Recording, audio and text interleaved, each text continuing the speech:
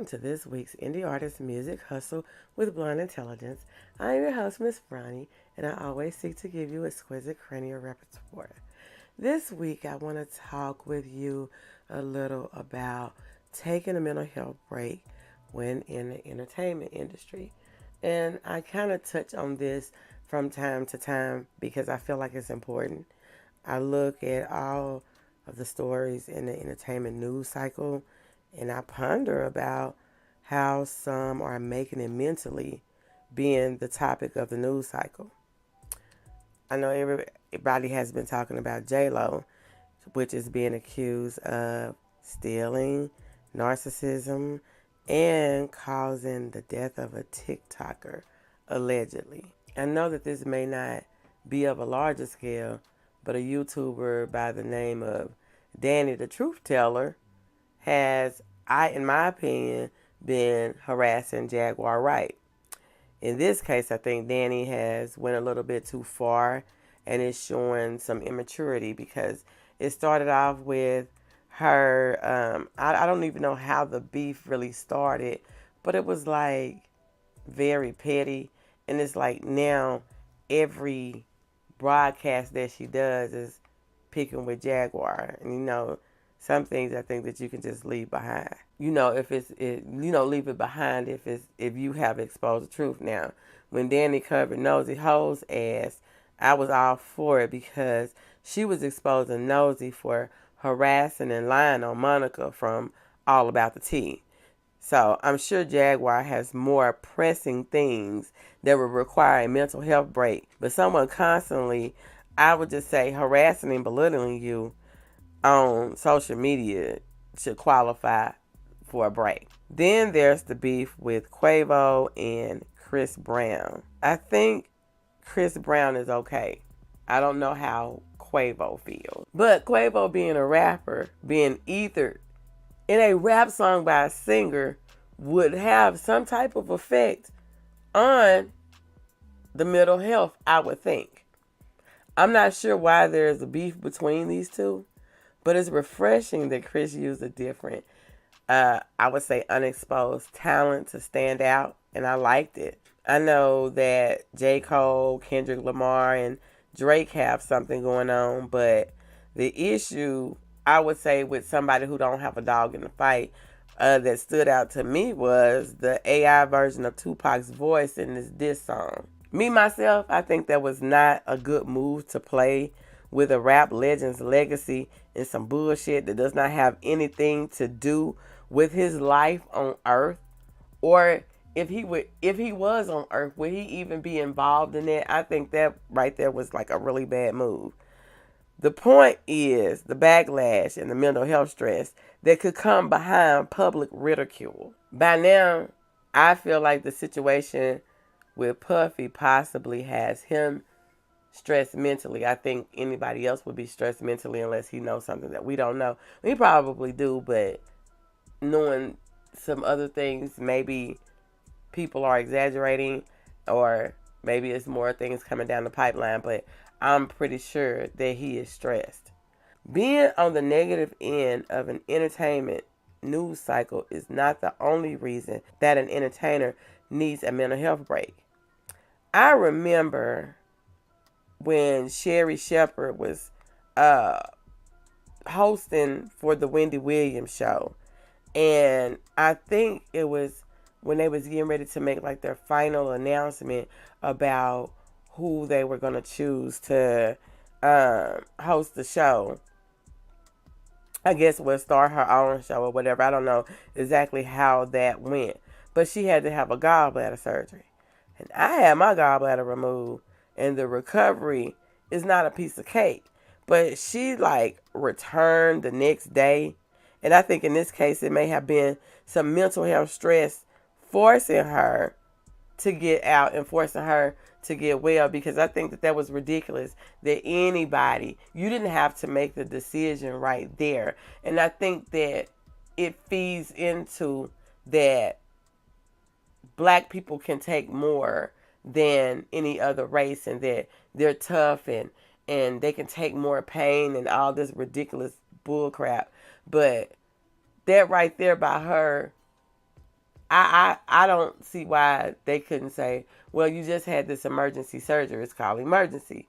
Uh, Normally, you're not released back to work that early. So I feel like that she was pressured into that. And I would get more into the pressures of the entertainment industry. According to www.workplaceoptions.com, issues in the arts and work environment, some of them are the pressures to produce can be intense.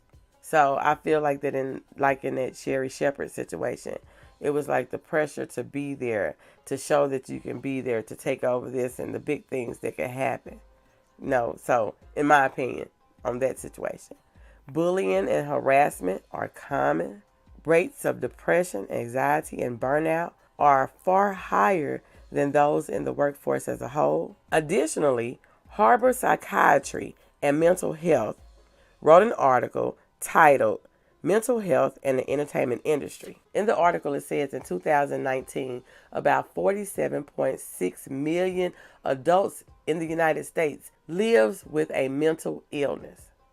Actors, musicians, stage production, those in front of and behind the stage, including musical artists, are approximately 3 times more likely to struggle with mental health challenges.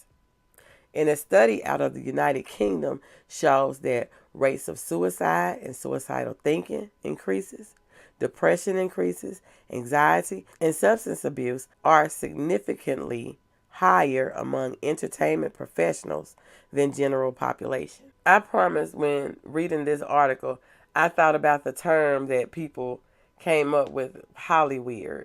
And that's not talking about anybody per se, but if that population of people have a higher rate of mental health, you can imagine why some of the shit that goes on at these parties go on. Because it's like you're exacerbating the situation by drinking, by doing some type of substance or something, and it's already a high rate of mental health in the industry. So you're like at a party full of people who have the same or same in a different way type of problem that you have. It made me think of also about a song that Drake has. It's called Fake Love. And it seems to me that some people would do anything in the entertainment industry for that fake love. They want the fans, they want the notoriety, they want the perception of living the life. And this doesn't mean everyone, but if you can see it, then you can see. According to Google, there are some ways to relieve stress in the music industry. 1, you will identify stressors. You will notice events that lead to these feelings. You have to be aware of things that's going to trigger you. And I will get more into it because I added this to the list because this wasn't part of the list. But so I'm going to save it and I'll talk about it then. But you got to practice self-care. You have to know when to say no, when too much is too much, when you're pushing yourself too hard. You have to balance your work and life. You can't give more to one and very little to the other because it's not going to balance out. And I think this is very important. You also have to listen. You also have to listen to music, soothing music. And music is actually a therapy.